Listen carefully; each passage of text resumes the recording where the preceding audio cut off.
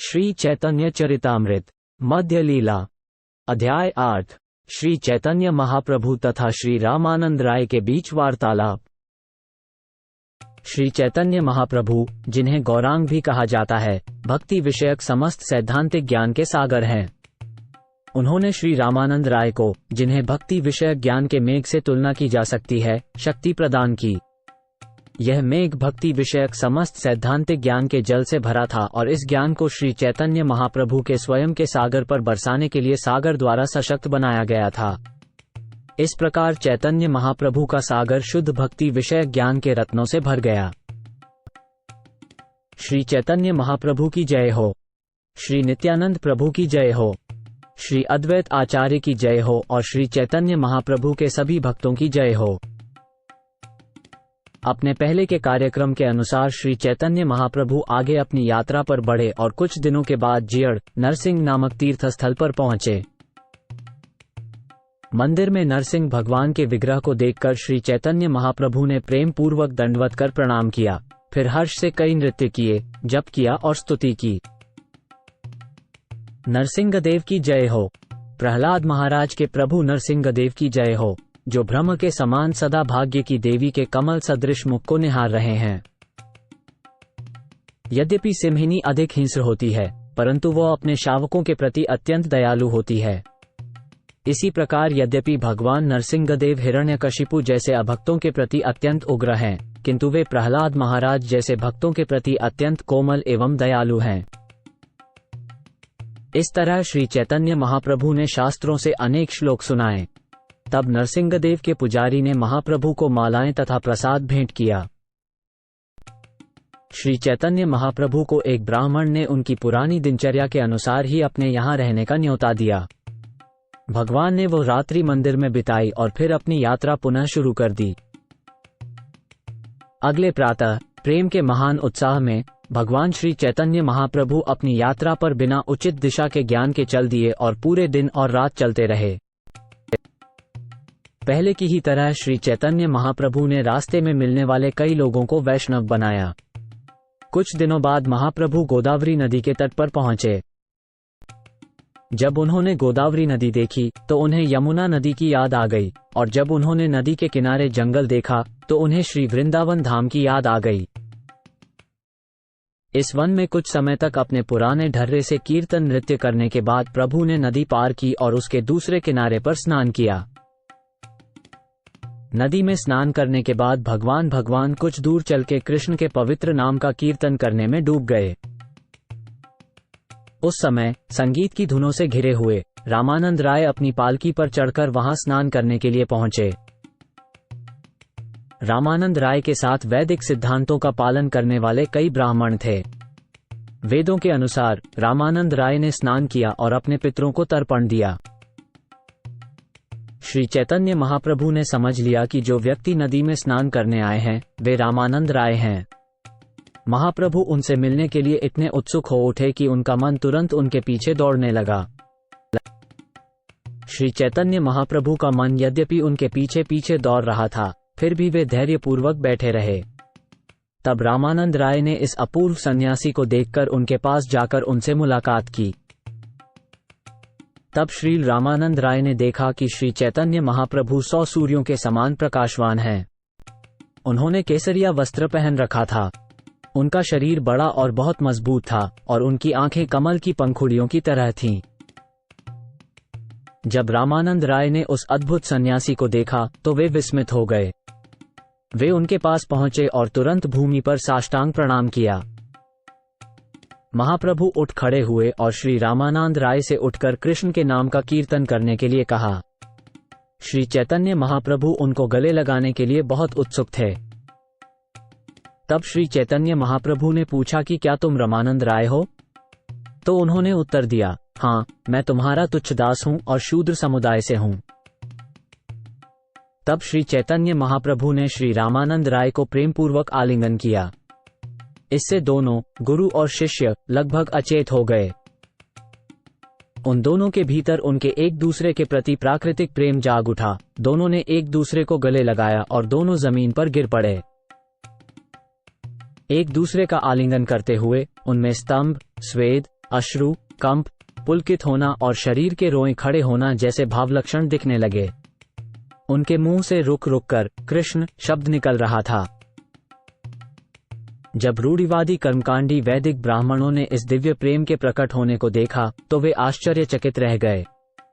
वे सभी ब्राह्मण इस प्रकार विचार करने लगे। ब्राह्मणों ने मन में सोचा, हम देख रहे हैं कि इस सन्यासी में ब्रह्म के समान तेज है, लेकिन समाज की चौथी जाति के एक शूद्र के गले लगकर वो क्यों रो रहा है? उन्होंने सोचा, ये रामानंद राय मद्रास के गवर्नर हैं और एक श्रेष्ठ पंडित और गंभीर व्यक्ति हैं, किंतु इस सन्यासी के स्पर्श से वो पागल व्यक्ति की तरह व्याकुल हो गए हैं। जब सारे ब्राह्मण श्री चैतन्य महाप्रभु और रामानंद राय के कामों के बारे में इस तरह सोच रहे थे, तब श्री चैतन्य महाप्रभु ने उन बाहरी ब्राह्मणों को देखा, इसलिए उन्होंने अपने दिव्य भावों को रोक दिया। जब दोनों का मन स्थिर हो गया तो दोनों बैठ गए। श्री चैतन्य महाप्रभु मुस्कुराए और इस तरह बोलना शुरू किया, सार्वभौम भट्टाचार्य ने आपकी सारी अच्छी विशेषताएं मुझे बताई हैं और उन्होंने आपको मिलने के लिए मुझे मनाने की भरसक कोशिश की है। निसंदेह मैं यहाँ सिर्फ आपसे मिलने आया हूँ। अच्छा हुआ कि बिना किसी प्रयास के यहाँ आपका इंटरव्यू हो गया। रामानंद राय ने उत्तर दिया, सार्वभौम भट्टाचार्य मुझे अपने सेवक मानते हैं और मेरी अनुपस्थिति में भी मेरा भला करने के लिए प्रयत्नशील रहते हैं। उनकी दया से मुझे यहीं पर आपके दर्शन हुए हैं, इसलिए मैं मानता हूं कि मेरा आज ये मनुष्य जन्म सार्थक हो गया। मैं देख रहा हूं कि आपने सार्वभौम भट्टाचार्य पर विशेष कृपा की है, इसलिए आपने मुझसे स्पर्श किया है, जबकि मैं अछूत हूं। यह उनके आपके प्रति प्रेम के कारण ही है। आप साक्षात पूर्ण पुरुषोत्तम भगवान नारायण हैं और मैं एक सरकारी नौकरी पेशा व्यक्ति हूं जो केवल भौतिकतावादी कार्यों में लगा रहता है। निसंदेह मैं चारों वर्णों में सबसे नीच शूद्र हूं। आप वेदों के उस कथन से भी नहीं डरते कि आपको शूद्र से मित्रता नहीं रखनी चाहिए। यद्यपि वेदों में शूद्रों की संगति न करने की आज्ञा दी गई है, फिर भी आपको मेरे स्पर्श में कोई बुराई नहीं लगी। आप स्वयं परमेश्वर के परम व्यक्तित्व हैं, इसलिए कोई भी आपके उद्देश्य रहस्य को नहीं समझ सकता। यह आपकी दया है कि आप मुझको छू रहे हैं, हालांकि वेदों द्वारा इसकी अनुमति नहीं है। आप मेरे उद्धार के लिए ही यहाँ विशेष रूप से आए हैं। आप इतने दयालु हैं कि सिर्फ आप ही सभी पतित आत्माओं को उबार सकते हैं। सारे संत पुरुषों का ये सामान्य काम है कि वे पतितों का उद्धार करते हैं, इसलिए वे लोगों के घरों में जाते हैं, यद्यपि वहां उनका कोई निजी कार्य नहीं रहता। हे प्रभु, कभी कभी बड़े बड़े संत भी गृहस्थों के घर जाते हैं, हालांकि ये गृहस्थ सामान्यतया संकुचित और स्वार्थी बुद्धि वाले होते हैं। जब कोई संत उनके घर जाता है तो यही समझना चाहिए कि गृहस्थों का भला करने के अलावा उनका कोई अन्य उद्देश्य नहीं हो सकता। मेरे संग लगभग 1000 मनुष्य हैं, जिनमें ब्राह्मण भी हैं, और वे सभी आपका दर्शन करके हृदय से पिघल गए हैं। मैं हर कोई को कृष्ण का पवित्र नाम जपते हुए सुन रहा हूँ। प्रत्येक व्यक्ति का शरीर आनंद से रोमांचित है और हर एक की आंखों में आंसू हैं। हे महान पुरुष, आपके शारीरिक लक्षण और स्वभाव से आप परम पुरुषोत्तम भगवान हैं। सामान्य जीवों में ऐसे दिव्य गुणों का पाया जाना असंभव है। महाप्रभु ने रामानंद राय से कहा, महोदय, आप सबसे श्रेष्ठ भक्त हैं, इसलिए आपके दर्शन से ही सबका हृदय पसीज गया। मैं मायावादी सन्यासी होते हुए भी, अर्थात भगवान के प्रति कोई भक्ति भाव न होने के बावजूद, मात्र आपके स्पर्श से ही कृष्ण प्रेम के सागर में तैर रहा हूँ। अब अन्य लोगों की स्थिति की तो बात ही मत करो। सार्वभौम भट्टाचार्य को पता था कि ऐसा होगा, और इसलिए मेरा कठोर हृदय शुद्ध हो जाए, इसीलिए उन्होंने मुझसे आपके मिलने का आग्रह किया है। इस प्रकार दोनों एक दूसरे की खूबियों की प्रशंसा करते रहे और दोनों एक दूसरे को देखकर बहुत खुश हुए। उसी समय एक वैष्णव ब्राह्मण, जो वैदिक सिद्धांत के नियमों का पालन करने वाला था, वहां आया और प्रणाम किया। उसने श्री चैतन्य महाप्रभु के सामने दंडवत प्रणाम कर भोजन करने का निमंत्रण दिया। महाप्रभु ने उस ब्राह्मण को भक्त जानकर उसके निमंत्रण को स्वीकार कर लिया और थोड़ा थोड़ा मुस्कुराते हुए रामानंद राय से इस प्रकार बोले, मैं भगवान कृष्ण के बारे में आपसे सुनना चाहता हूँ। सचमुच मेरा मन ऐसा चाहता है, इसलिए मैं आपसे फिर से मिलना चाहता हूँ। रामानंद राय ने उत्तर दिया, हे प्रभु, यद्यपि आप मुझ पतित का उद्धार करने आए हैं, परंतु मेरा मन आपको देख लेने से अभी शुद्ध नहीं हुआ है। कृपया आप 5-7 दिन रुकें और मेरे दूषित मन को शुद्ध कर दें। इतने दिनों में मेरा मन अवश्य ही शुद्ध हो जाएगा। हालांकि वे दोनों एक दूसरे के विरह को सहन नहीं कर पाते थे, लेकिन फिर भी रामानंद राय ने महाप्रभु को प्रणाम किया और वहां से विदा ले ली। श्री चैतन्य महाप्रभु फिर उस ब्राह्मण के घर गए जिसने उन्हें आमंत्रित किया था और वहां दोपहर का भोजन किया। जब उस दिन शाम हुई तो रामानंद राय और भगवान दोनों ही एक दूसरे से दोबारा मिलने के लिए उत्सुक हो उठे। सांध्य स्नान करने के बाद श्री चैतन्य महाप्रभु बैठ गए और रामानंद राय के आने का इंतजार करने लगे। तभी रामानंद राय एक नौकर के साथ उनसे मिलने आए। रामानंद राय ने महाप्रभु श्री चैतन्य के पास आकर नमस्कार किया और महाप्रभु ने उनको गले लगा लिया। तत्पश्चात दोनों एकांत स्थान में कृष्ण जी के विषय में चर्चा करने लगे। श्री चैतन्य महाप्रभु ने रामानंद राय को आज्ञा दी, जीवन के सर्वोच्च उद्देश्य से संबंधित शास्त्रों से एक श्लोक सुनाओ। जिस पर रामानंद ने उत्तर दिया, जब व्यक्ति अपने सामाजिक स्थितियों से जुड़े नियत कर्मों को पूरा करता है तो वह अपने मूल कृष्ण भावनामृत को जागृत करता है। वर्ण और आश्रम प्रणाली में नियत कर्तव्यों को भली भांति निभाकर ही परम पुरुषोत्तम भगवान विष्णु की पूजा होती है। भगवान को प्रसन्न करने का कोई दूसरा रास्ता नहीं है। मनुष्य को चारों वर्णों और चारों आश्रमों के संस्था में स्थित रहना चाहिए। महाप्रभु ने कहा, ये बाहरी है, आप मुझे कोई और साधन बताएं। इस पर रामानंद ने उत्तर दिया, अपने कर्मों के फल श्री कृष्ण को समर्पित कर देना ही सारी पूर्णता का सार है। रामानंद राय ने आगे कहा, हे कुंती पुत्र, तुम जो भी करो, चाहे खाओ, चाहे कोई यज्ञ करो, चाहे दान दो और चाहे जितनी भी तपस्याएं करो, उन सब के फल मुझ पूर्ण पुरुषोत्तम भगवान कृष्ण को अर्पण करो। श्री चैतन्य महाप्रभु ने कहा, ये भी बाहरी है, इस विषय पर और बताओ। तब रामानंद राय ने उत्तर दिया, वर्णाश्रम में अपने नियत कर्मों को त्यागना ही पूर्णता का सार है। रामानंद राय ने आगे कहा, शास्त्रों में नियत कर्तव्यों का वर्णन हुआ है। उनका विश्लेषण करने पर उनके गुण दोषों का पता चल सकता है। जब हमें उनकी पूर्ण समझ हो जाए तब उनका पूर्ण परित्याग करके पूर्ण पुरुषोत्तम भगवान की सेवा की जा सकती है। ऐसा व्यक्ति उच्च कोटि का माना जाता है। जैसा कि शास्त्रों भगवद गीता 18:66 में लिखा है, अगर तुम सब तरह के धार्मिक और वर्णनात्मक कर्तव्यों को छोड़कर मेरे पास, जो कि भगवान हूँ, शरण में आ जाओ, तो मैं तुम्हें तुम्हारे पूरे जीवन के सारे पापों के फल से मुक्त करा दूंगा। तुम चिंता मत करो। रामानंद राय को इस तरह बातें करते सुनकर श्री चैतन्य महाप्रभु ने उनके कथन को अस्वीकार करते हुए कहा, आगे कुछ और कहो। तब रामानंद राय ने कहा, ज्ञान मिश्रित भक्ति ही पूर्णता का सार है। रामानंद राय ने आगे कहा, भगवद गीता के अनुसार जो इस प्रकार पुनर्तः परमात्मा से जुड़ा हुआ है, उसे परम ब्रह्म का अनुभव तुरंत हो जाता है और वो पूरी तरह से प्रसन्न हो जाता है। वो न तो कभी चिंता करता है, न किसी वस्तु की इच्छा रखता है। वो सभी जीवों के प्रति समान भाव रखता है। उस अवस्था में वो मेरी पूर्ण भक्ति को प्राप्त कर लेता है। इसे सुनकर महाप्रभु ने पुनः पहले के समान इसे भी बाहरी भक्ति समझकर अस्वीकार कर दिया। फिर उन्होंने रामानंद राय से आगे बोलने के लिए कहा। तब रामानंद राय ने उत्तर दिया, ज्ञान से रहित शुद्ध भक्ति ही पूर्णता का सार है। रामानंद ने आगे कहा, ब्रह्मा जी ने कहा, हे प्रभु, जिन भक्तों ने परम सत्य के बारे में निर्विशेष ख्याल को त्याग दिया है और जिन्होंने चिंतन के दार्शनिक सत्यों के बारे में विचार विमर्श करना त्याग दिया है, उन्हें स्वरूप सिद्ध भक्तों से आपके नाम, रूप, लीलाओं तथा गुणों के बारे में श्रवण करना चाहिए। उन्हें भक्ति के नियमों का पूर्णतया पालन करना चाहिए और अवैध संबंध, जुआ, नशा तथा पशु हत्या से दूर रहना चाहिए। मन, कर्म तथा वचन से शरणागत होकर वे किसी भी वर्ण या आश्रम में रह सकते हैं। निस्संदेह आप सदैव अजेय होते हुए भी ऐसे व्यक्तियों द्वारा जीते जाते हैं।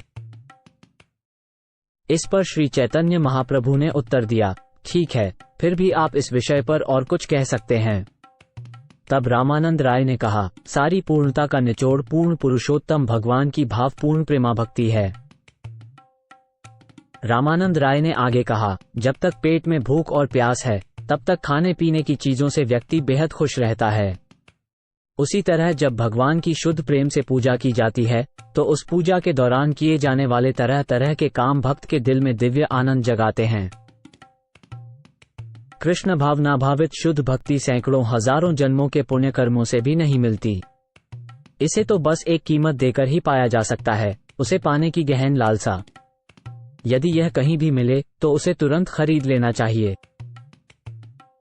स्वतः स्फूर्त प्रेम के वर्णन को सुनकर महाप्रभु श्री चैतन्य ने कहा, ये सब उचित है, किंतु यदि आप इससे भी अधिक जानते हो तो कृपया मुझे बताएं। इसके उत्तर में रामानंद राय ने कहा, स्वतः स्फूर्त दास्य प्रेम, स्वामी और सेवक के मध्य आदान प्रदान होने वाला प्रेम ही सर्वोच्च पूर्णता है। जिन पूर्ण पुरुषोत्तम भगवान के चरण कमल तीर्थों को उत्पन्न करते हैं, उनके पवित्र नाम के श्रवण मात्र से ही मनुष्य पवित्र हो जाता है। अतः जो लोग उनके सेवक बन चुके हैं, उनके लिए अब और क्या प्राप्त करना शेष है। आपकी सेवा में लीन रहकर व्यक्ति भौतिक इच्छाओं से मुक्त होकर सुकून से भरा हुआ जीवन व्यतीत करता है। वो दिन कब आएगा जब मैं आपकी सनातन दास्ता में बंधकर पूर्ण गुरु के तौर पर आपके सानिध्य में सदैव आनंदित रहूंगा। रामानंद राय से यह सुनकर महाप्रभु ने फिर से प्रार्थना की कि वे और आगे बढ़ें। रामानंद राय ने उत्तर में कहा, सख्य भाव से की गई कृष्ण की प्रेमा भक्ति सबसे ऊंची पूर्णता है। जो लोग भगवान के ब्रह्मतेज की सराहना करते हुए आत्म साक्षात्कार में लगे हैं, जो लोग भगवान को स्वामी मानकर भक्ति कर रहे हैं और जो लोग भगवान को एक साधारण व्यक्ति मानकर माया के चंगुल में फंसे हैं, वे ये नहीं समझ सकते कि कुछ विशेष लोग जो बहुत सारे पुण्य कर्म कर चुके हैं, अब भगवान के साथ ग्वालों के रूप में मित्र बनकर खेल रहे हैं। प्रभु ने उत्तर दिया, ये कथन अति उत्तम है, लेकिन आगे कहते चलो। तब रामानंद राय ने उत्तर दिया, ईश्वर के प्रति वात्सल्य प्रेम सबसे पूर्ण अवस्था है। रामानंद राय कहते रहे, हे ब्राह्मण, भला नंद महाराज ने ऐसा कौन सा नेक काम किया था जिसके फलस्वरूप उन्हें भगवान कृष्ण जैसे पूर्ण पुरुषोत्तम को पुत्र के रूप में प्राप्त हुए, और माँ यशोदा ने ऐसा कौन सा पुण्य कर्म किया था जिसके कारण भगवान कृष्ण ने उन्हें माँ कहकर पुकारा और उनके स्तनों का पान किया।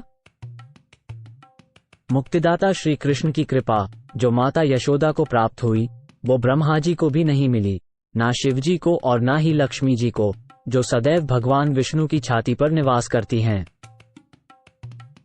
महाप्रभु ने कहा, तुम्हारे कथन उत्तरोत्तर अच्छे होते जा रहे हैं, किंतु इन सब से बढ़कर अन्य दिव्य रस है जिसके विषय में तुम अच्छी तरह बतला सकते हो। तब रामानंद राय ने उत्तर दिया, भगवत प्रेम में कृष्ण के प्रति माधुर्य आसक्ति सर्वोपरि है।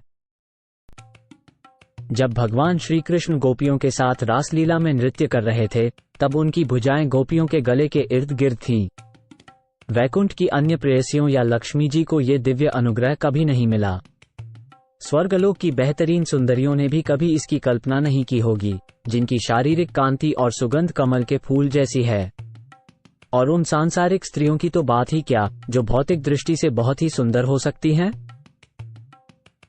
विरह भावनाओं के कारण भगवान कृष्ण पीले वस्त्र पहने हुए और फूलों की माला पहने हुए गोपियों के बीच अचानक प्रकट हुए।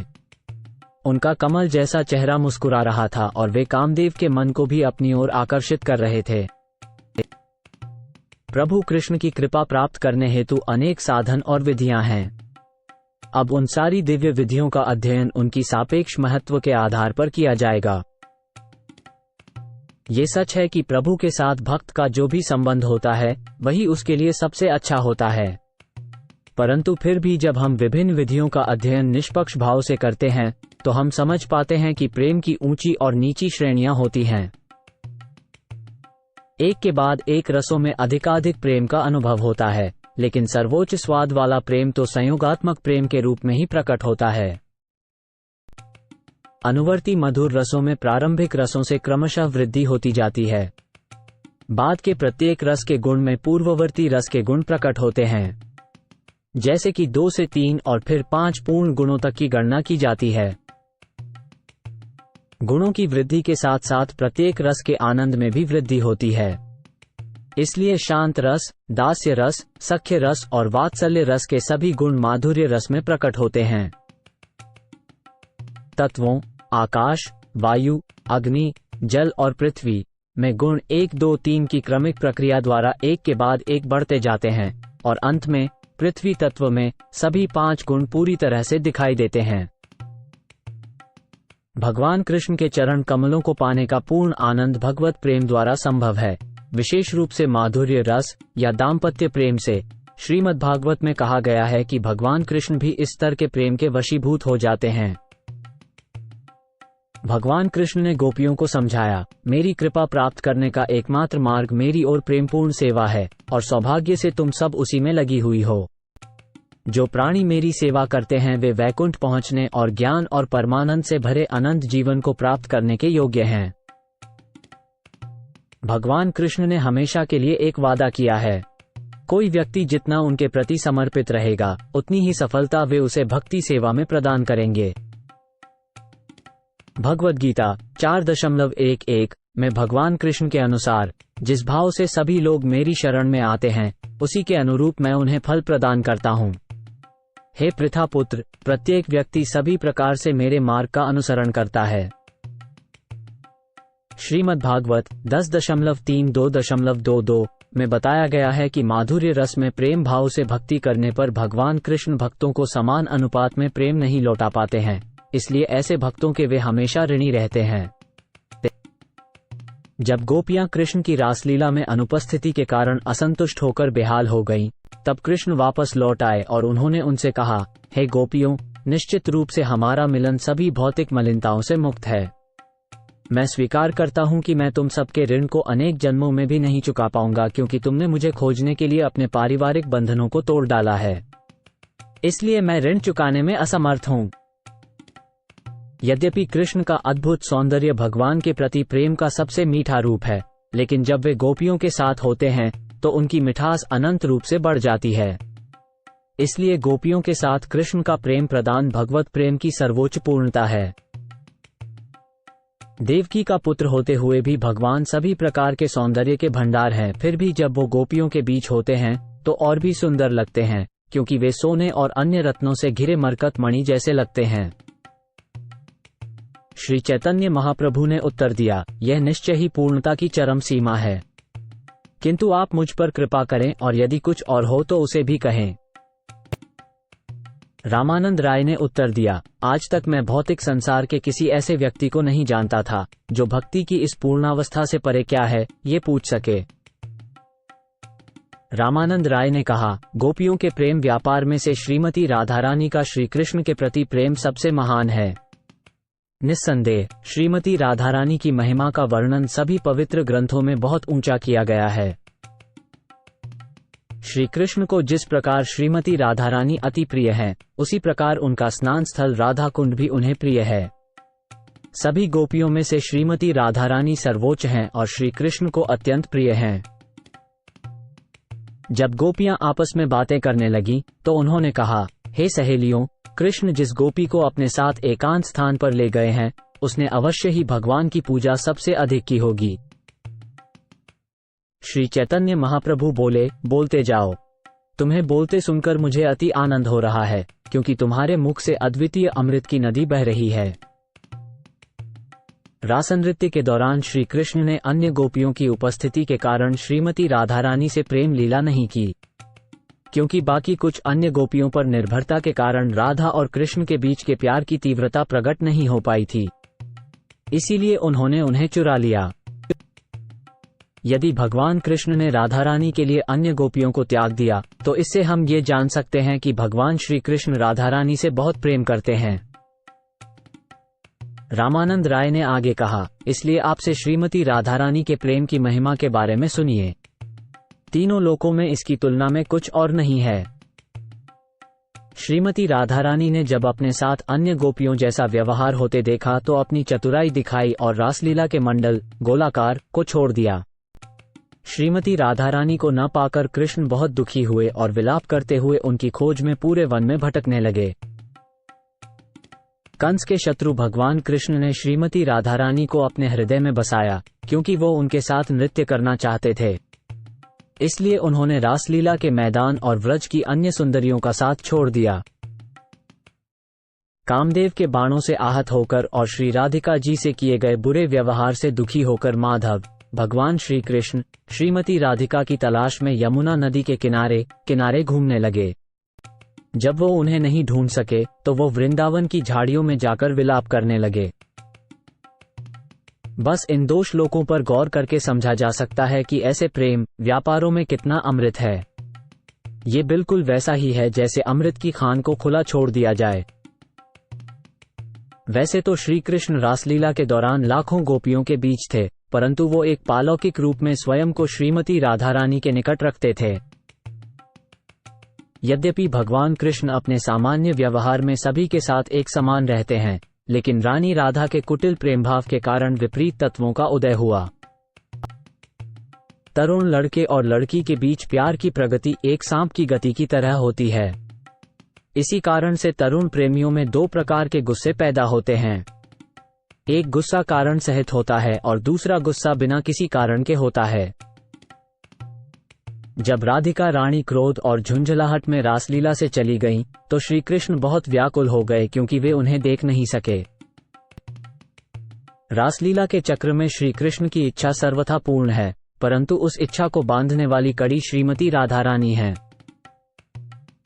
श्रीमती राधा रानी के बिना कृष्ण के मन को रास नृत्य में आनंद नहीं मिलता। इसलिए उन्होंने भी रास नृत्य के मंडल को छोड़ दिया और राधा की खोज में चल पड़े। जब कृष्ण श्रीमती राधा रानी को खोजने निकल गए, इधर उधर घूमते रहे, लेकिन उन्हें न पाकर वे कामदेव के बाण से घायल हो गए और विलाप करने लगे। चूंकि कृष्ण की काम वासना लाखों गोपियों के होते हुए भी पूर्ण नहीं हो सकी, इसलिए उन्होंने श्रीमती राधा रानी की तलाश की। इससे हम अनुमान लगा सकते हैं कि राधा रानी में कितने दिव्य गुण थे। ये सुनकर श्री चैतन्य महाप्रभु ने रामानंद राय से कहा, जिस कारण मैं आपके घर आया था वह अब मेरे ज्ञान की वस्तु बन गया है। अब मुझे जीवन के महान लक्ष्य और उसे कैसे हासिल किया जाए ये समझ आ गया है, पर फिर भी मुझे लगता है कि अभी कुछ और है जिसे पाने की इच्छा मेरा मन कर रहा है। कृपया कृष्ण और श्रीमती राधा रानी की दिव्य विशेषताओं का वर्णन करें। इसके साथ ही दिव्य भाव और भगवान के लिए दिव्य प्रेम के स्वरूप के बारे में भी बताएं। इन सारे तत्वों को कृपया करके मुझे अच्छे से समझाएं, क्योंकि आपके अलावा कोई और इन्हें ठीक से समझा ही नहीं सकता। श्री रामानंद राय ने उत्तर दिया, मैं इस बारे में कुछ नहीं जानता। मैं सिर्फ वो शब्दों का उच्चारण करता हूं जो तुम मुझसे कहलवाते हो। मैं याज्ञवल्क्य केवल एक तोता हूं जो आपके उपदेशों को दोहराता है। आप परम व्यक्तित्व स्वयं भगवान हैं। आपके कर्मों की गहराई को कौन समझ सकता है? आप मेरे हृदय में प्रेरणा भरते हैं और मेरी जीभ से बुलवाते हैं। मैं नहीं जानता कि मैं अच्छा बोल रहा हूं या बुरा। श्री चैतन्य महाप्रभु ने कहा, मैं एक मायावादी सन्यासी हूं और मैं ये भी नहीं जानता कि भगवान के प्रति दिव्य प्रेमपूर्ण सेवा क्या है। मैं तो बस मायावादी दर्शन के सागर में ही तैरता रहता हूं। सार्वभौम भट्टाचार्य की संगति से मेरा मन शुद्ध हो गया है, इसलिए मैंने उनसे श्री कृष्ण की दिव्य प्रेम भक्ति के सार के बारे में पूछताछ की। सार्वभौम भट्टाचार्य जी ने मुझसे कहा, मैं भगवान कृष्ण की कथा का विषय नहीं जानता। उसकी चर्चा केवल रामानंद राय ही कर सकते हैं, पर अभी वो यहाँ मौजूद नहीं हैं। श्री चैतन्य महाप्रभु ने आगे कहा, मैं आपकी महिमा के बारे में सुनकर आपके यहाँ आया हूँ, परंतु आप मुझे सन्यासी समझकर मेरी प्रशंसा कर रहे हैं। चाहे कोई ब्राह्मण हो, सन्यासी हो या शूद्र हो, इससे कोई फर्क नहीं पड़ता कि वो क्या है। यदि वो कृष्ण विज्ञान को जानता है तो वो आध्यात्मिक गुरु बन सकता है। श्री चैतन्य महाप्रभु ने आगे कहा, मुझे विद्वान सन्यासी समझकर छलने की कोशिश मत करो। राधा और कृष्ण के तत्व का वर्णन करके मेरे मन को तृप्त करो। श्री रामानंद राय भगवान की महान भक्त तथा भगवत प्रेमी थे, और यद्यपि उनका मन कृष्ण जी की माया से कभी आच्छादित नहीं किया जा सकता था और वे महाप्रभु के दृढ़ और गंभीर मन की बात समझ सकते थे, किंतु फिर भी रामानंद का मन कुछ कुछ विचलित हो उठा। श्री रामानंद राय ने कहा, मैं बस एक नाचने वाली कठपुतली हूं और आप मेरे तार खींचने वाले हैं। आप मुझे जिस तरह से नचाना चाहेंगे मैं नाचूंगा। हे मेरे प्रभु, मेरी जीभ वीणा के समान है और आप ही इसके वादक हैं, इसलिए मैं वही धुन बजाता हूं जो आपके मन में उठती है। फिर रामानंद राय कृष्ण तत्व पर चर्चा करने लगे। उन्होंने कहा, कृष्ण सर्वोच्च पुरुषोत्तम भगवान हैं। वे स्वयं सर्वप्रथम और आदि ईश्वर हैं, समस्त अवतारों के उद्गम और समस्त कारणों के कारण हैं। वैकुंठ ग्रहों की संख्या असंख्य है और अवतार भी अनगिनत हैं। भौतिक दुनिया में भी असंख्य ब्रह्मांड हैं और कृष्ण उन सभी के परम अवलंब हैं। श्री कृष्ण का दिव्य शरीर सनातन है और आनंद और ज्ञान से परिपूर्ण है। वे नंद महाराज के पुत्र हैं। वे सभी ऐश्वर्य, शक्तियों और दिव्य मधुरता से परिपूर्ण हैं। गोविंद के रूप में विख्यात श्री कृष्ण परम नियंता हैं। उनकी देह शाश्वत, आनंदमय और आध्यात्मिक है। सभी चीजों के मूल कारण होने की वजह से उनका कोई और उद्गम नहीं है। वृंदावन के आध्यात्मिक क्षेत्र में कृष्ण चिरनवीन आध्यात्मिक कामदेव हैं। उनकी उपासना आध्यात्मिक बीज क्लीम के साथ काम गायत्री मंत्र का उच्चारण करके की जाती है। कृष्ण नाम का अर्थ ही है कामदेव को आकर्षित करने वाले हैं। इस कारण वे सभी के लिए, पुरुषों और महिलाओं, चल और अचल जीवों के लिए आकर्षक हैं। वास्तव में कृष्ण को सर्वप्रेमपूर्ण के रूप में जाना जाता है। जब कृष्ण रासलीला नृत्य छोड़कर चले गए तब गोपियां बहुत दुखी हो गई थीं, लेकिन जब वे शोक में डूबी हुई थीं, तभी कृष्ण ने पीले वस्त्र पहनकर फिर से प्रकट हुए। फूलों की माला पहने और मुस्कुराते हुए वे कामदेव को भी आकर्षित कर रहे थे। इस तरह कृष्ण गोपियों के बीच प्रकट हुए। हर भक्त का कृष्ण से एक खास तरह का दिव्य रिश्ता होता है, पर हर दिव्य रिश्ते में भक्त पूजने वाला आश्रय होता है और कृष्ण पूजे जाने वाले विषय होते हैं। सर्वोच्च पुरुषोत्तम भगवान कृष्ण की जय हो। अपने लगातार बढ़ते हुए आकर्षक गुणों के द्वारा उन्होंने तारका और पाली नामक गोपियों को जीत लिया है और श्यामा और ललिता के मन को अपने वश में कर लिया है। श्रीमती राधारानी के सर्वोत्कृष्ट मनोहारी प्रेमी और समस्त भावों में भक्तों के लिए आनंद के भंडार हैं।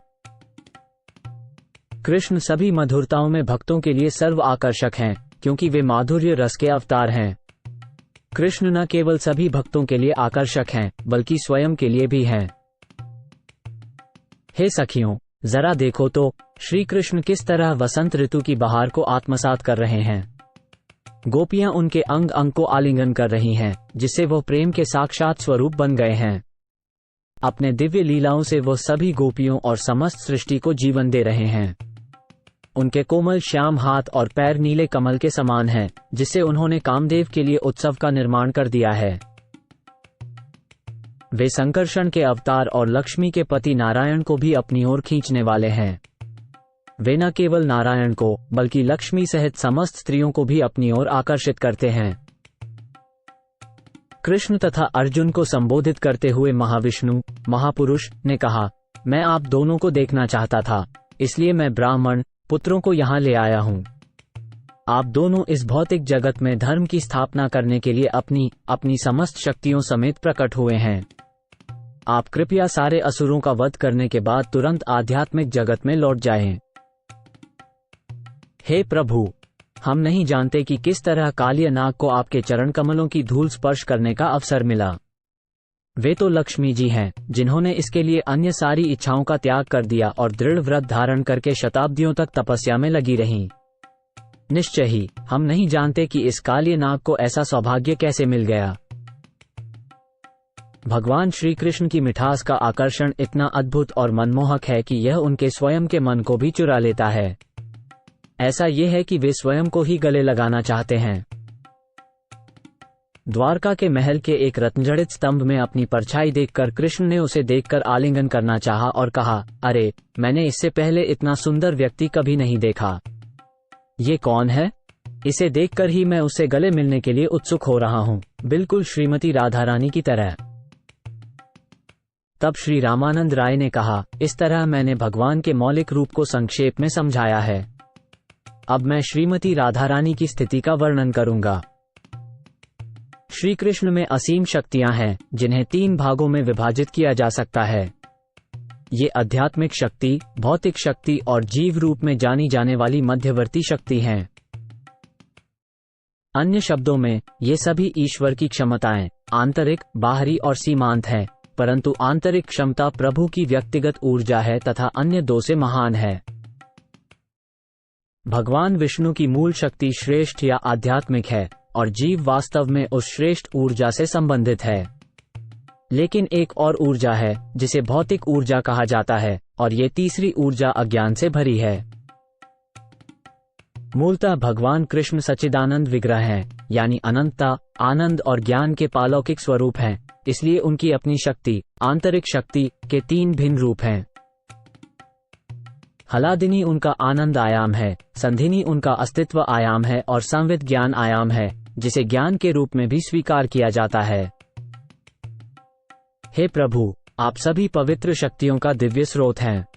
आपकी हलादिनी आनंद देने वाली शक्ति, संधिनी अस्तित्व शक्ति और संवित ज्ञान शक्ति शक्तियां वास्तव में आपकी एक ही आंतरिक आध्यात्मिक शक्ति हैं। बंधी हुई आत्मा आध्यात्मिक होते हुए भी कभी खुशी का अनुभव करती है, तो कभी दर्द का और कभी खुशी और दर्द दोनों का मिश्रण अनुभव करती है। ऐसा इसलिए होता है क्योंकि वो पदार्थ से प्रभावित होती है। लेकिन आप सभी भौतिक गुणों से परे हैं, इसलिए ये गुण आप में नहीं पाए जाते। आपकी उच्च आध्यात्मिक शक्ति पूरी तरह से पवित्र है और आपके लिए सापेक्ष खुशी, दर्द के साथ मिश्रित खुशी या स्वयं दर्द जैसी कोई चीज नहीं है। हलादिनी शक्ति कृष्ण को परम आनंद प्रदान करती है। इसी आनंद शक्ति के माध्यम से कृष्ण स्वयं समस्त आध्यात्मिक आनंद का अनुभव करते हैं। भगवान कृष्ण स्वयं तो सुख के साक्षात रूप हैं, किंतु वे सभी प्रकार के दिव्य सुखों का आनंद भी लेते हैं। उनके शुद्ध भक्तों द्वारा उपभोग किए गए सुख का भी प्रकटीकरण उनकी हलादिनी शक्ति से ही होता है। इस क्लादिनी शक्ति का सबसे महत्वपूर्ण भाग भगवत प्रेम है। परिणामस्वरूप भगवत प्रेम की व्याख्या भी आनंद से पूर्ण पालौकिक रस है। भगवत प्रेम का सारतत्व महाभाव है, जो दिव्य आनंद है, और इस महाभाव का प्रतिनिधित्व करने वाली हैं श्रीमती राधा रानी। वृंदावन की गोपियों में श्रीमती राधा रानी और एक अन्य गोपी को सर्वश्रेष्ठ माना जाता है।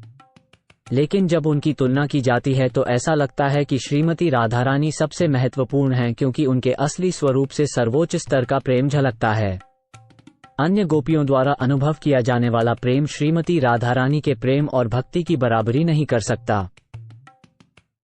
श्रीमती राधा रानी का शरीर ईश्वर के प्रति प्रेम के वास्तविक परिवर्तन जैसा है।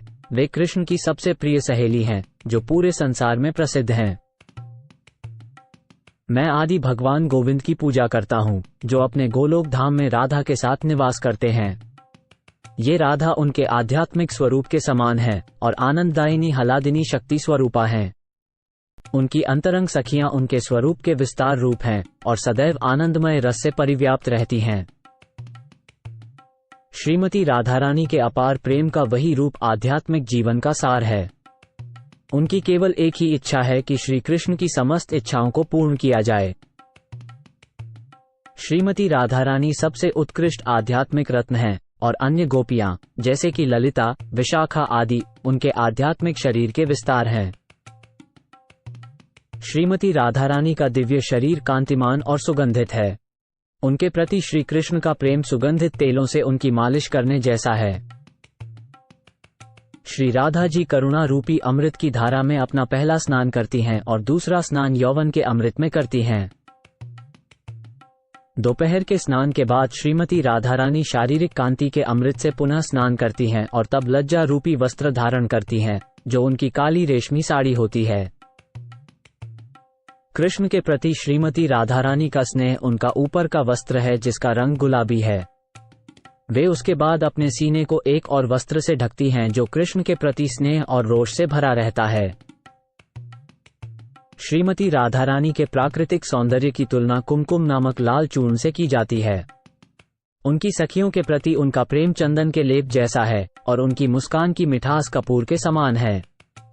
इन सभी को मिलाकर उनके शरीर पर लेपित किया जाता है। कृष्ण के प्रति प्रेम कस्तूरी के प्रचुरता के समान है और उसी कस्तूरी से राधा रानी का पूरा शरीर सुशोभित होता है।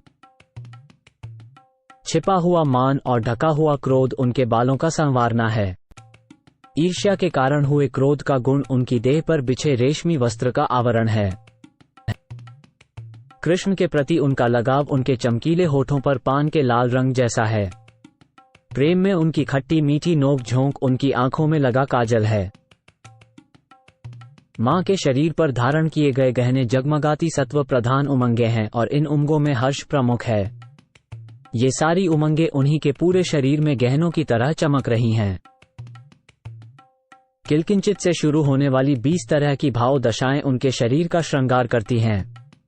उनके दिव्य गुण उनके पूरे शरीर पर लटकती एक फूलों की माला के समान हैं। उनके सुंदर चौड़े मस्तक पर सौभाग्य का तिलक सुशोभित है। उनके विविध प्रेम व्यवहार मणि के समान अनमोल हैं और उनका हृदय उस मणि के लिए लाकेट के समान है। श्रीमती राधारानी की गोपी सखियां उनकी मानसिक क्रियाएं हैं जो सदैव श्री कृष्ण की लीलाओं पर ही केंद्रित रहती हैं। वे अपने एक हाथ को एक सखी के कंधे पर रखती हैं जो युवावस्था का प्रतीक है। श्रीमती राधारानी की पलंग मानव गर्व का प्रतीक है जो उनकी शारीरिक सुगंध से युक्त वातावरण में स्थित है। वो हमेशा वहां बैठी कृष्ण जी के साथ के बारे में सोचती रहती हैं। श्रीमती राधारानी के कान की बालियां भगवान कृष्ण के नाम यश और गुणों का प्रतीक हैं। भगवान कृष्ण के नाम यश और गुणों की महिमा उनकी वाणी में निरंतर बहती रहती है। श्रीमती राधारानी जी कृष्ण जी को माधुर्य रस का मधुर स्वाद चखाती रहती हैं। इसलिए वे कृष्ण जी की सभी काम वासनाओं को पूरा करती रहती हैं। श्रीमती राधारानी कृष्ण के लिए प्रेम रूपी अनमोल मणियों से भरी एक खदान की तरह हैं। उनका दिव्य शरीर अद्वितीय आध्यात्मिक गुणों से परिपूर्ण है। यदि कोई पूछे कि कृष्ण प्रेम का जन्म कहाँ हुआ, तो उत्तर होगा एकमात्र श्रीमती राधारानी में है। कृष्ण का सबसे प्रिय मित्र कौन है? पुनः उत्तर होगा एकमात्र श्रीमती राधारानी, कोई अन्य नहीं। श्रीमती राधारानी के बाल अति सुंदर घुंघराले हैं। उनकी दोनों आंखें हमेशा चंचल रहती हैं और उनके स्तन दृढ़ हैं। चूंकि श्रीमती राधारानी में सारे दिव्य गुण प्रकट हैं, अतः अकेली वे ही कृष्ण की सारी इच्छाएं पूरी करने में समर्थ हैं, अन्य कोई नहीं। यहाँ तक कि श्री कृष्ण की रानियों में से एक सत्यभामा भी श्रीमती राधारानी के सौभाग्य और उत्तम गुणों के लिए इच्छा करती हैं। सभी गोपियां श्रीमती राधारानी से सजने का हुनर सीखती हैं और यहाँ तक कि भाग्य की देवी लक्ष्मी और शिव की पत्नी पार्वती भी उनके सौंदर्य और गुणों के लिए इच्छा करती हैं। वास्तव में वशिष्ठ की प्रसिद्ध पवित्र पत्नी अरुंधति भी श्रीमती राधारानी के सतीत्व और धार्मिक सिद्धांतों का अनुकरण करना चाहती हैं। यदि स्वयं भगवान श्री कृष्ण भी श्रीमती राधारानी के दिव्य गुणों के अंत तक नहीं पहुंच पाते हैं, तो कोई तुच्छ प्राणी उनकी गणना कैसे कर सकता है?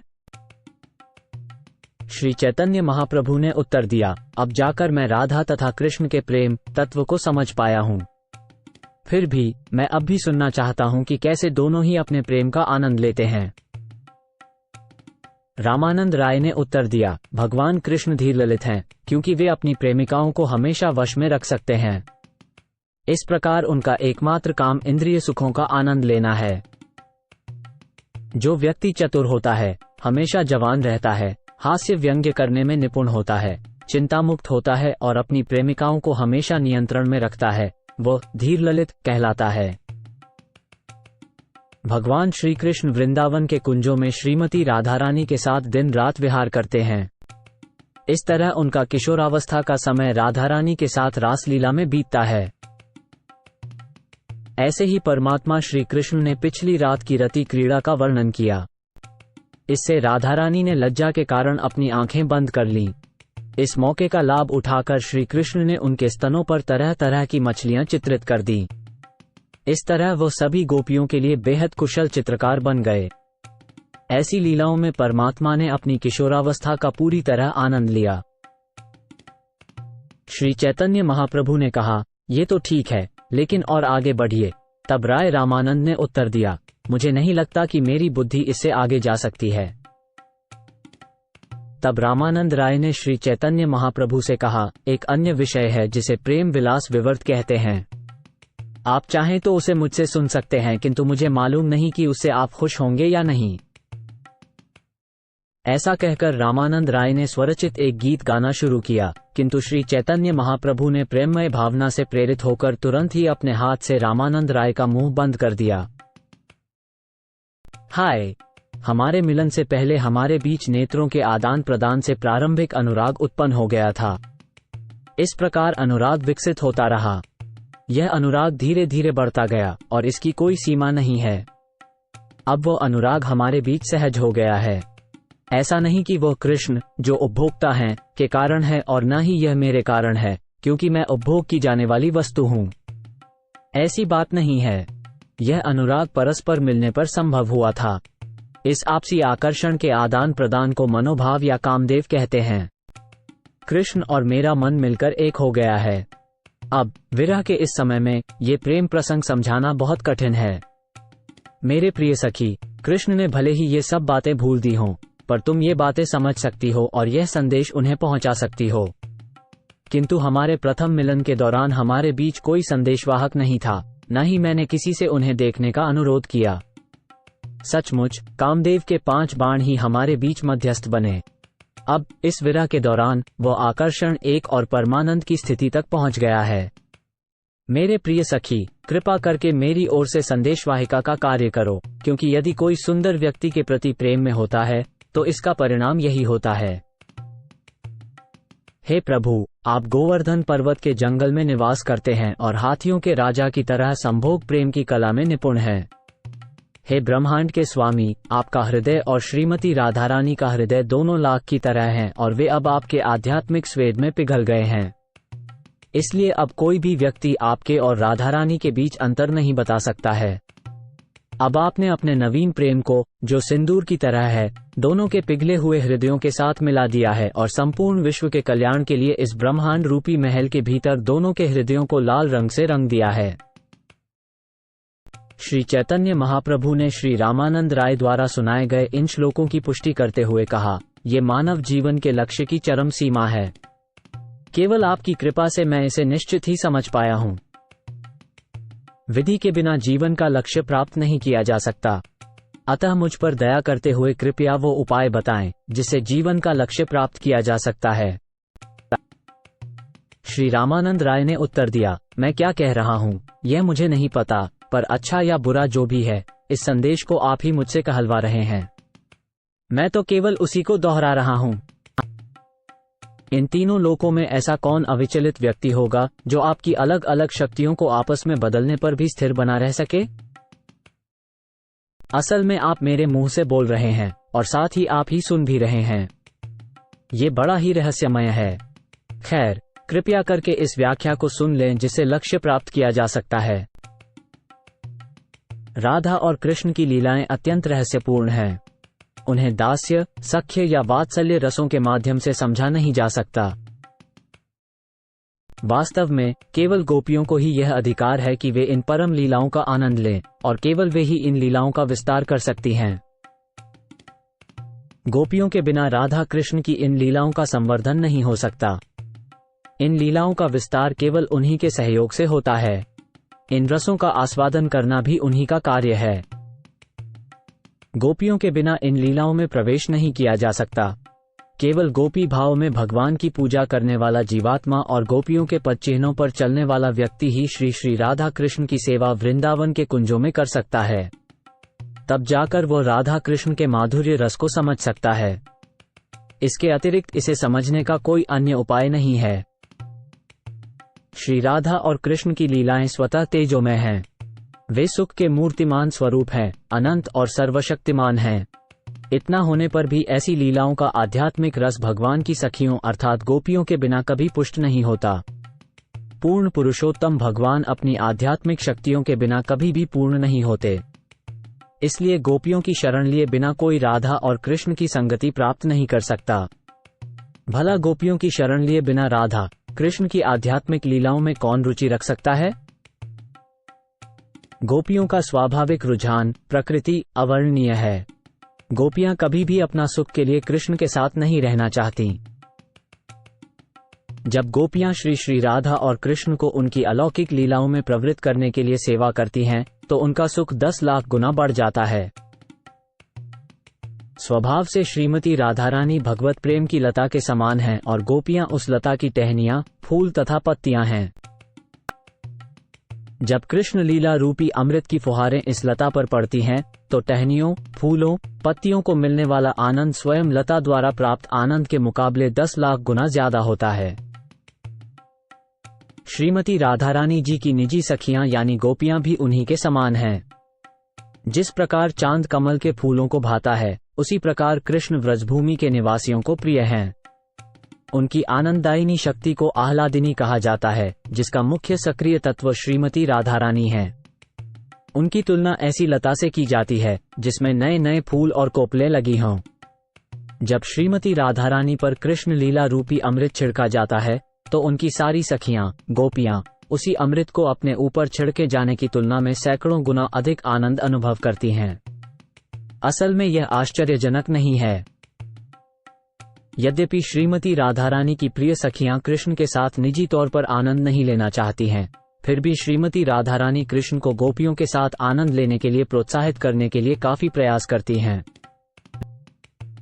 श्रीमती राधारानी कई बार अलग अलग बहाने बनाकर गोपियों को कृष्ण के पास भेजती हैं। ऐसा करने से उन्हें कृष्ण के साथ प्रत्यक्ष रूप से मिलने का मौका मिलता है। ऐसे मौकों पर उन्हें कृष्ण के साथ प्रत्यक्ष रूप से मिलने के बजाय 1 करोड़ गुना ज्यादा खुशी होती है। भगवत प्रेम में पारस्परिक व्यवहार से ही दिव्य रस की वृद्धि होती है। जब कृष्ण गोपियों के उनके प्रति निर्मल प्रेम को देखते हैं, तब वे अत्यंत प्रसन्न होते हैं। ध्यान देने वाली बात यह है कि परम भगवान से प्रेम करना गोपियों का सहज स्वभाव है। उनकी कामुक इच्छा की तुलना भौतिक वासना से नहीं की जानी चाहिए। तथापि कभी कभी उनकी इच्छा भौतिक वासना के समान प्रतीत होती है, इसलिए कभी कभी कृष्ण के प्रति उनके दिव्य प्रेम को काम कहा जाता है। गोपियों और कृष्ण के बीच के व्यवहार शुद्ध भगवत प्रेम पर आधारित हैं, पर उन्हें कभी कभी वासनापूर्ण समझ लिया जाता है। लेकिन उनकी हरकतें पूरी तरह से आध्यात्मिक हैं, इसलिए उद्धव और भगवान के अन्य सभी प्रिय भक्त भी उनमें भाग लेने के लिए इच्छुक रहते हैं। कामेच्छाओं का अनुभव तब होता है जब कोई अपनी इंद्रियों को तृप्त करने के लिए लालायित रहता है। गोपियों का भाव ऐसा नहीं होता। वे केवल कृष्ण की इंद्रियों को तृप्त करना चाहती हैं। गोपियों में खुद की इच्छा मुक्त इंद्रिय तृप्ति की इच्छा नहीं होती। उनका सिर्फ एकमात्र उद्देश्य कृष्ण को प्रसन्न रखना होता है। इसीलिए वे कृष्ण के साथ मिलती हैं और उनके साथ भोग करती हैं। सभी गोपियां बोलीं, हे कृष्ण, हम आपके कोमल चरण कमलों को बड़ी सावधानी से अपने सख्त सीने से लगाए रहती हैं। जब आप जंगल में चलते हैं तो आपके कोमल चरण कमलों को कंकड़ पत्थर चुभते हैं। हमें डर रहता है कि इससे आपको दर्द होता होगा। चूंकि आप हमारी जान और आत्मा हैं, इसलिए जब आपके चरण कमलों को पीड़ा पहुंचती है तो हमारे मन अत्यंत व्याकुल हो उठते हैं। जिसका मन गोपियों के प्रेम भाव की ओर आकर्षित होता है, वह वैदिक जीवन के नियमों या लोकमत की चिंता नहीं करता। वो तो कृष्ण के शरण में जाकर उनकी सेवा में लीन हो जाता है। यदि कोई व्यक्ति रागानुग मार्ग पर स्वतः स्फूर्त प्रेम से भगवान की पूजा करता है और वृंदावन जाता है, तो उसे नंद महाराज के पुत्र व्रजेंद्र नंदन की शरण प्राप्त होती है।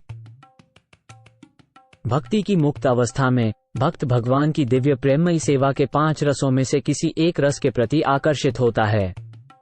वो उसी भाव से भगवान की सेवा करता रहता है और इस तरह गोलोक वृंदावन में कृष्ण की सेवा करने के लिए एक आध्यात्मिक शरीर प्राप्त करता है। रागानुग प्रेम के मार्ग पर भगवान की पूजा करके वे नंद महाराज के पुत्र व्रजेंद्र नंदन के चरण कमल प्राप्त किए। जो संतजन उपनिषदों का प्रतिनिधित्व करते हैं, वे इसके ज्वलंत उदाहरण हैं। बड़े ऋषि योगाभ्यास और प्राणायाम से अपने मन और इंद्रियों को जीतते हैं। इस तरह योग में डूबकर वे अपने दिल में परमात्मा को देखते हैं और अंत में उस अद्वैत ब्रह्म में विलीन हो जाते हैं।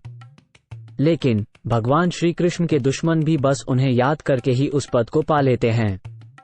परंतु व्रज की गोपियां तो कृष्ण के सौंदर्य से खींची चली आईं और उन्हें उनके सांपों जैसे हाथों से गले लगाना था। इस तरह अंत में गोपियों ने भगवान के चरणों के अमृत का स्वाद चखा। उसी तरह हम उपनिषद भी गोपियों के रास्ते पर चलकर भगवान कृष्ण के चरणों के अमृत का स्वाद चख सकते हैं। पिछले श्लोक की 4थी पंक्ति में उल्लिखित समदृश शब्द का अर्थ है गोपियों के भाव का अनुगमन करते हुए। समा का अर्थ है श्रुतियों द्वारा गोपियों जैसा शरीर प्राप्त करके। अर्घ्री पद्मसुधा शब्द का अर्थ है कृष्ण से निरंतर घनिष्ठता पूर्वक संगति करते हुए। प्रेम की अविरल धारा के द्वारा ही ऐसी पूर्णता प्राप्त की जा सकती है। केवल रीति रिवाजों और नियमों द्वारा भगवान की सेवा करने मात्र से गोलोक वृंदावन में कृष्ण को प्राप्त नहीं किया जा सकता। यशोदा नंदन भगवान श्री कृष्ण केवल उन्हें ही सहजता से प्राप्त होते हैं जो भक्ति के अवलंब से रागानुगा भक्ति में लीन रहते हैं, किंतु वे मानसिक तर्कों को आधार मानने वालों, तप व संयम से आत्म साक्षात्कार के लिए प्रयत्न करने वालों या शरीर को ही आत्मा मानने वालों को इतनी सरलता से सुलभ नहीं है। इसलिए मनुष्य को गोपियों के सेवा भाव को हृदय से अपना लेना चाहिए। ऐसे दिव्य भाव में श्री राधा कृष्ण की लीलाओं का निरंतर चिंतन करना चाहिए। राधा कृष्ण और उनकी लीलाओं का दीर्घकाल तक चिंतन करने के बाद और भौतिक कलुष से पूरी तरह मुक्त होने पर व्यक्ति आध्यात्मिक जगत में चला जाता है। वहां भक्त को गोपी के रूप में राधा और कृष्ण की सेवा करने का सुअवसर प्राप्त होता है। जब तक मनुष्य गोपियों के पदचिह्नों का अनुसरण नहीं करता, तब तक उसे नंद महाराज के पुत्र कृष्ण के चरण कमलों की सेवा नहीं मिल सकती। यदि वो भगवान की संपन्नता के ज्ञान से अभिभूत रहता है तो वो भगवान के चरण कमल नहीं पा सकता, भले ही वो भक्तिमय सेवा में क्यों न लगा हुआ हो। इस प्रसंग का एक अनकहा उदाहरण देवी लक्ष्मी का है, जिन्होंने भगवान कृष्ण की लीलाओं को वृंदावन में प्राप्त करने के लिए उनकी पूजा की, लेकिन उनकी ऐश्वर्यमयी जीवन शैली के कारण वे वृंदावन में कृष्ण की सेवा प्राप्त नहीं कर सकी। जब भगवान श्री कृष्ण गोपियों के साथ रासलीला में नृत्य कर रहे थे, तब भगवान की भुजाएं गोपियों के गले में लिपटी हुई थीं। ये दिव्य आशीर्वाद न तो लक्ष्मी जी को मिला और न ही वैकुंठ में अन्य किसी प्रेयसी को। यहाँ तक कि स्वर्गलोक की उन सुंदरियों ने भी ऐसी कल्पना नहीं की, जिनकी देह तेज और सुगंध कमल के फूल जैसी होती है। तो फिर सांसारिक स्त्रियों के विषय में क्या कहा जाए, जो भौतिक दृष्टि से कितनी भी सुंदर क्यों न हो। ये सुनकर श्री चैतन्य महाप्रभु ने रामानंद राय को अपने बाहों में भर लिया और दोनों एक दूसरे से कंधे से कंधा मिलाकर रुदन करने लगे। रात भर श्री कृष्ण भगवान के प्रेममय ध्यान में बीत गई और प्रातःकाल दोनों अपने अपने कार्यों पर चले गए। श्री चैतन्य महाप्रभु से प्रस्थान करने से पहले रामानंद राय ने भूमि पर गिरकर प्रभु के चरणों को पकड़ लिया। फिर उन्होंने अति विनम्र भाव से इस प्रकार बोला। श्री रामानंद राय ने कहा, आप केवल मुझ पर अपनी अकारण दया दिखाने के लिए यहाँ आए हैं, इसलिए कृपया यहाँ कम से कम 10 दिन और रुकें और मेरे अपवित्र मन को शुद्ध करें। आपके सिवा और कौन ऐसा है जो सारे प्राणियों को मुक्ति दिला सके, क्योंकि सिर्फ आप ही कृष्ण प्रेम प्रदान कर सकते हैं। महाप्रभु ने उत्तर दिया, मैंने तुम्हारे सद्गुणों के बारे में सुना है, इसलिए मैं यहाँ आया हूँ। मैं तुम्हारे पास कृष्ण का गुणानुवाद सुनने और इस तरह अपने मन को शुद्ध करने आया हूँ। मैंने जिसकी चर्चा सुनी थी, अब मैं उसकी महिमा अपने सामने देख रहा हूँ। राधा कृष्ण की प्रेम लीलाओं के विषय में तो आप ज्ञान की सीमा है। श्री चैतन्य महाप्रभु ने आगे कहा, 10 दिन की क्या बात है, जब तक मैं इस धरती पर हूँ तब तक आपका साथ छोड़ पाना मेरे लिए असंभव होगा। तुम और मैं दोनों एक साथ ही जगन्नाथपुरी में रहेंगे। हम दोनों मिलकर कृष्ण और उनकी लीलाओं के बारे में चर्चा करते हुए अपने समय को आनंद में व्यतीत करेंगे। इस तरह वे दोनों अपने अपने कामों से निपटकर चले गए। तत्पश्चात संध्या के समय रामानंद राय श्री चैतन्य महाप्रभु से मिलने आए। इस तरह वे बारंबार मिलते, एकांत स्थान में बैठते और प्रेमपूर्वक श्री कृष्ण प्रेम और सेवा पर चर्चा करते थे। श्री चैतन्य महाप्रभु सवाल पूछते और श्री रामानंद राय उत्तर देते थे। इस प्रकार वे पूरी रात चर्चा में लगे रहे। एक बार प्रभु ने पूछा, सब विद्याओं में सबसे महत्वपूर्ण विद्या कौन सी है? रामानंद राय ने उत्तर दिया, श्री कृष्ण की भक्ति को छोड़कर और कोई विद्या सार्थक नहीं है। तब श्री चैतन्य महाप्रभु ने रामानंद राय से पूछा, समस्त यशस्वी कार्यों में कौन सा कार्य सर्वाधिक यशस्वी है? रामानंद राय ने उत्तर दिया, वह व्यक्ति जो भगवान कृष्ण के भक्त के रूप में विख्यात है, वही सर्वाधिक यश तथा कीर्ति भोगता है। श्री चैतन्य महाप्रभु ने प्रश्न किया, विपुल धन संपत्ति वाले अनेक धनिकों में सर्वोच्च कौन है? रामानंद राय ने उत्तर दिया, जो राधा और कृष्ण के प्रेम का सबसे अधिक धनी है, वही सबसे बड़ा धनवान है। श्री चैतन्य महाप्रभु ने पूछा, सभी प्रकार के दुखों में कौन सा दुख सबसे कष्टदायक है? श्री रामानंद राय ने जवाब दिया, मेरे ज्ञान में कृष्ण भक्त के विरह से बढ़कर कोई दूसरा असहनीय दुख नहीं है। श्री चैतन्य महाप्रभु ने फिर पूछा, सभी मुक्त व्यक्तियों में से किसे सबसे महान माना जाना चाहिए? रामानंद राय ने उत्तर दिया, जो कृष्ण प्रेम से युक्त है, वही सर्वोच्च मुक्ति प्राप्त कर चुका है। तब श्री चैतन्य महाप्रभु ने रामानंद राय से पूछा कि अनेक गीतों में से किस गीत को जीव का वास्तविक धर्म माना जाए? तब श्री चैतन्य महाप्रभु ने पूछा, सभी शुभ और लाभदायक कार्यों में जीव के लिए सबसे अच्छा कार्य कौन सा है? रामानंद राय ने उत्तर दिया, कृष्ण भक्तों की संगति ही एकमात्र शुभ कार्य है। श्री चैतन्य महाप्रभु ने पूछा, सभी जीवों को निरंतर किसका स्मरण करना चाहिए? रामानंद राय ने उत्तर दिया, स्मरण करने की मुख्य वस्तु हमेशा भगवान के नाम, गुण और लीलाएं हैं। श्री चैतन्य महाप्रभु ने आगे पूछा, समस्त प्रकार के ध्यान में से कौन सा ध्यान जीवों के लिए आवश्यक है? श्री रामानंद राय ने उत्तर दिया, प्रत्येक जीव का प्रधान कर्तव्य यही है कि वो राधा कृष्ण के चरण कमलों का ध्यान करे।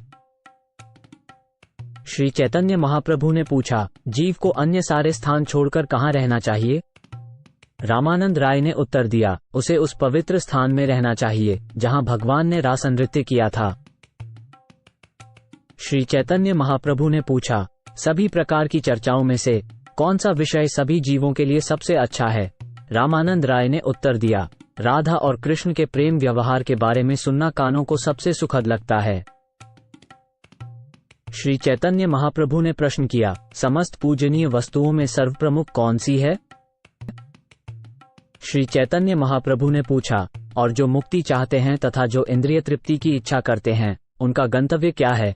रामानंद राय ने उत्तर दिया, जो लोग भगवान के अस्तित्व में लीन होना चाहते हैं, उन्हें वृक्ष के समान शरीर धारण करना होगा, और जो लोग इंद्रिय तृप्ति में अधिक आसक्त हैं, उन्हें देवताओं का शरीर मिलेगा। रामानंद राय ने आगे कहा, जो लोग सभी दिव्य भावों से रहित हैं, अरसिक, वे उन कौओं के समान हैं जो ज्ञान के नीम वृक्ष के कड़वे फलों का रस चूसते हैं, जबकि जो लोग भावों का आनंद लेते हैं वे उन कोयलों के समान हैं जो ईश्वर के प्रेम के आम के पेड़ की कलियों को खाते हैं। रामानंद राय ने निष्कर्ष निकाला, विचारों के पीछे भागने वाले लोग ज्ञान पाने की कठिन और बेस्वाद प्रक्रिया से गुजरते हैं, जबकि भक्त निरंतर कृष्ण प्रेम रूपी अमृत का पान करते हैं। इसलिए वे सभी लोगों में सबसे भाग्यशाली हैं। इस प्रकार श्री चैतन्य महाप्रभु और रामानंद राय ने कृष्ण कथा के रस का आस्वादन करते हुए पूरी रात बिताई। उनके कीर्तन करते, नाचते और रोते हुए मध्यरात्रि तक रात्रि का समय बीत गया। अगली सुबह वे दोनों अपने अपने कर्तव्यों के लिए रवाना हो गए, लेकिन शाम के समय रामानंद राय फिर से भगवान से मिलने आए। उसी दिन शाम को कुछ देर तक कृष्ण कथा के विषयों पर चर्चा करने के बाद रामानंद राय ने प्रभु के चरण कमलों को पकड़ लिया और इस प्रकार बोले, कृष्ण के विषय में तत्व, राधा रानी के विषय में तत्व और उनके दिव्य प्रेम, रस और लीलाओं के विषय में अनेकों दिव्य तत्व हैं। आपने मेरे हृदय में इन सारे परम सत्यों को प्रकट कर दिया है। नारायण ने भी ऐसे ही ब्रह्मा जी को शिक्षा प्रदान की थी। रामानंद राय ने आगे कहा, परमात्मा सबके हृदय के भीतर से बोलते हैं, बाहर से नहीं। वो भक्तों को हर तरह से उपदेश देते हैं और यही उनका उपदेश देने का तरीका है। हे मेरे स्वामी, वसुदेव के पुत्र श्री कृष्ण, हे सर्वव्यापी भगवान, मैं तुम्हें प्रणाम करता हूँ। मैं भगवान श्री कृष्ण का ध्यान करता हूँ, क्योंकि वे परम अद्वैय सत्य हैं और संपूर्ण सृष्टि के आदि कारण हैं। वे प्रत्यक्ष और अप्रत्यक्ष रूप से समस्त जगत से अवगत रहते हैं और वे स्वतंत्र हैं, क्योंकि उनसे परे अन्य कोई भी कारण नहीं है। उन्होंने ही सबसे पहले ब्रह्मा को वैदिक ज्ञान प्रदान किया था। उनके द्वारा बड़े बड़े ऋषि और देवी देवता भी मोहित हो जाते हैं, जैसे अग्नि में जल या जल में भूमि दिखने से मनुष्य भ्रमित हो जाता है। उन्हीं के कारण तीन गुणों की क्रिया प्रतिक्रियाओं से निर्मित भौतिक ब्रह्मांड वास्तविकता प्रतीत होते हैं, यद्यपि वे अवास्तविक होते हैं। अतः मैं परम सत्य श्री कृष्ण का ध्यान करता हूँ, जो अपने दिव्य धाम में निरंतर रहते हैं, जो भौतिक जगत के मायाजाल से सदा मुक्त है। मैं उनका ध्यान करता हूँ क्योंकि वे परम सत्य हैं। तदनंतर रामानंद राय कहने लगे कि उनके हृदय में अब एक ही संशय शेष है। अतः उन्होंने महाप्रभु से प्रार्थना की कि कृपा करके मेरा संशय दूर करें। तब रामानंद राय ने श्री चैतन्य महाप्रभु से कहा, पहले मैंने आपको सन्यासी के रूप में देखा था, लेकिन अब मैं आपको एक ग्वाले के बालक श्याम सुंदर के रूप में देख रहा हूँ।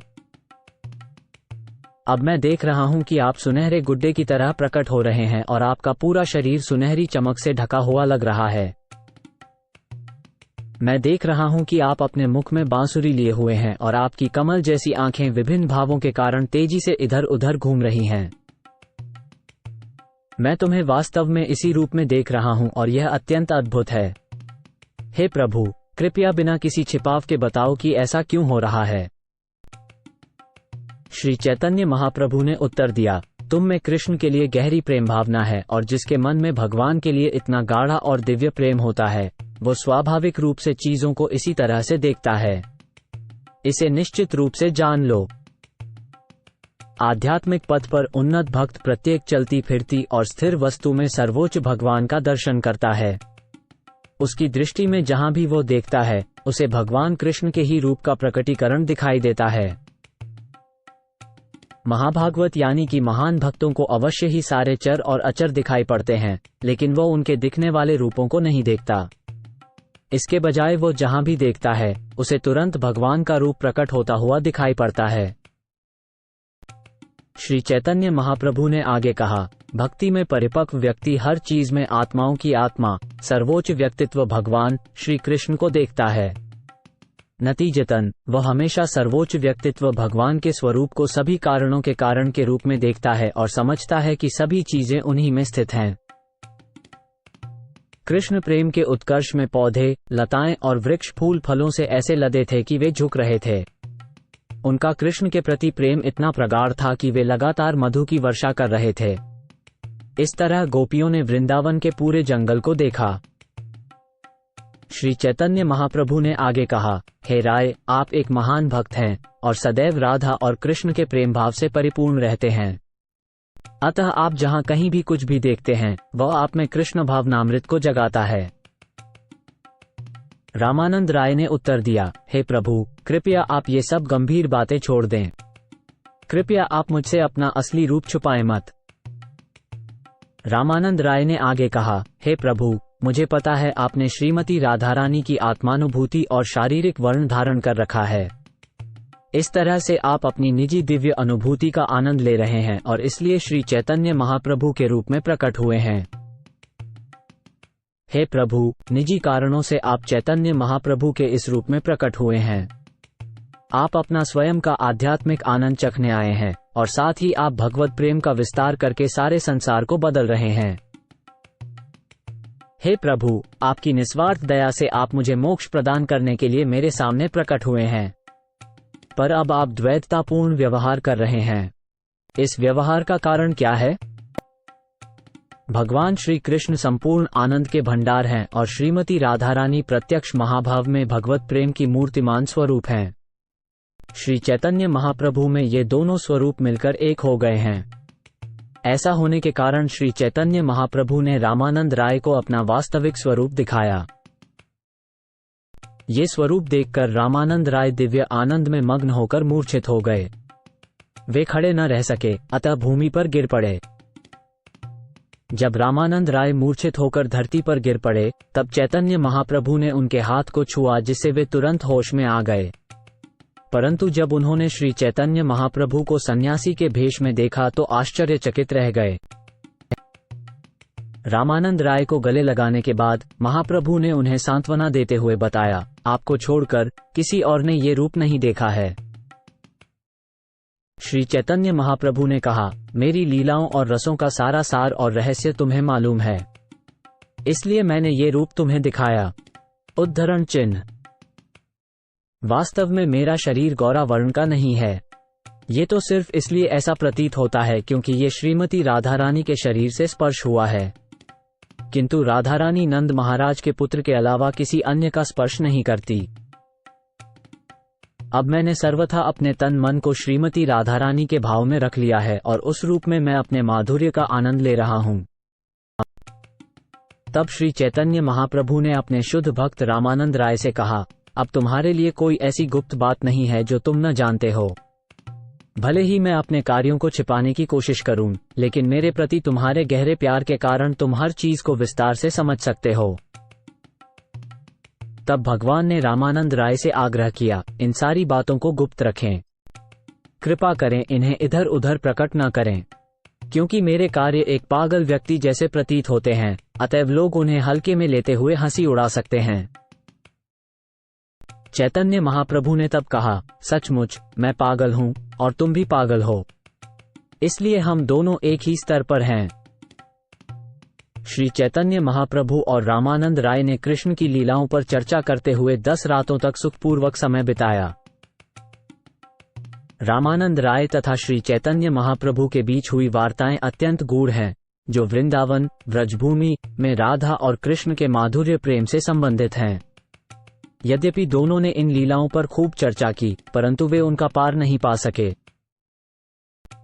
वस्तुतः ये वार्तालाप एक विशाल खदान की तरह है, जहां एक ही स्थान से सभी प्रकार की धातुएं, तांबा, कांसा, चांदी, सोना और सभी धातुओं का आधार चिंतामणि पत्थर भी प्राप्त किया जा सकता है। श्री चैतन्य महाप्रभु और रमानंद राय ने खनिकों की भूमिका निभाई, जो एक से एक बढ़कर धातुओं का उत्खनन करते हैं। उनके प्रश्न और उत्तर भी बिल्कुल ठीक उसी तरह के हैं। अगले दिन श्री चैतन्य महाप्रभु ने प्रस्थान करने की अनुमति रामानंद राय से मांग ली। विदा लेते समय प्रभु ने राय को यह आज्ञाएं दी।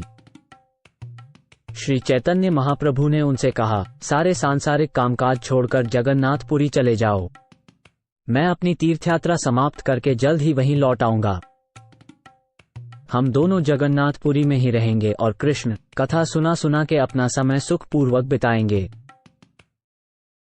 तब श्री चैतन्य महाप्रभु ने श्री रामानंद राय को गले लगाया और उन्हें उनके घर भेजकर स्वयं विश्राम करने लगे।